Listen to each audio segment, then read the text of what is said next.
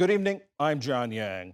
Across the globe this weekend, world leaders are trying to figure out how to respond to President Trump's attempt to reshape the global economy by imposing steep tariffs.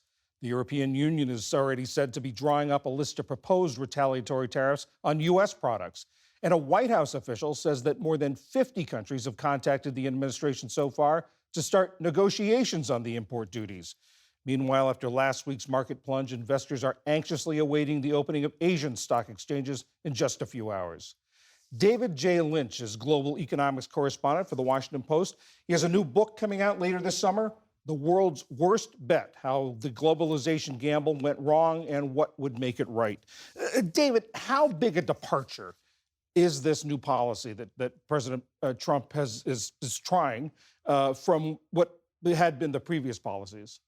This is an epic shift in international economic affairs. This is really an about-face for the United States after 80 years of trying to lead the globe into a more integrated, seamless global economy with free trade, capital flows, investment moving easily across borders.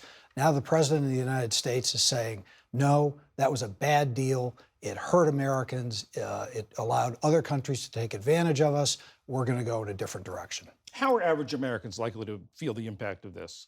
Higher prices. On just about everything you can think of. I mean, he's taken a left-right shot at foreign trade with a 10% tariff on everything, just about every good that comes into the country, and then a separate round of much higher tariffs, up to 40 and 50% on some selected countries. And so toys, furniture, smartphones, footwear, clothing, just about everything you can think of, alcohol that comes from another country, you're going to end up paying more for it. And of course, he says the payoff for this pain is going to be a revitalized American manufacturing sector. Can tariffs rebuild American manufacturing? Well, the president certainly thinks so.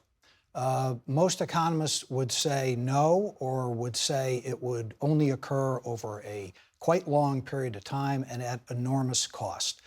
The way supply chains and manufacturing is set up now is optimized for cost and efficiency. So anything we do to change that is going to, by definition, cost more and be less efficient. Now, the president says essentially that's okay because we're going to get other benefits from it. We'll get more manufacturing jobs that will help revitalize communities that have been hard hit by automation and import competition. But it's a huge gamble, and most economists, most people on Wall Street think he's wrong.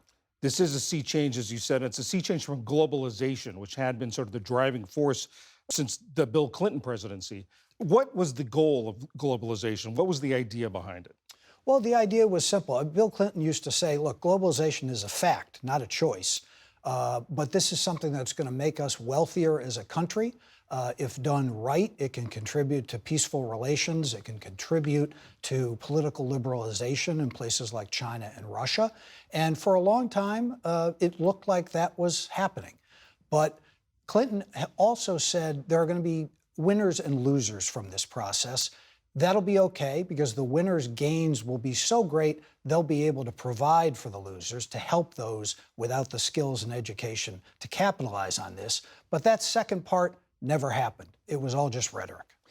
And were there losers in this? Were some people, some Americans left behind? No question. If you were, and it was specific groups of people, those with the least amount of education, the least skills, engaged in basic manufacturing, they took it in the chops. And they tended to be, the companies they worked for tended to be clustered in certain communities. So the costs of this process, which we should say brought enormous benefits to the country, kept inflation under control for 2 decades, gave us all wider product array, created a better mix of jobs in the economy.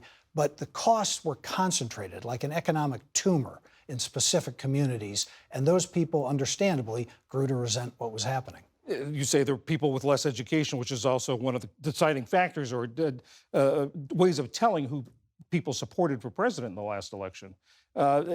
Did any of the architects of this globalization idea have second thoughts or acknowledge that some people lost out?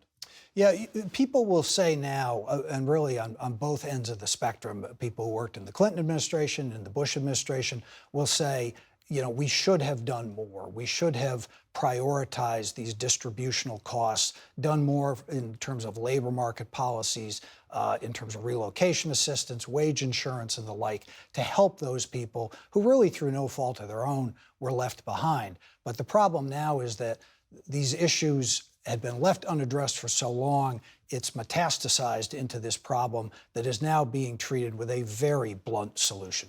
David J. Lynch of the Washington Post, thank you very much. Sure.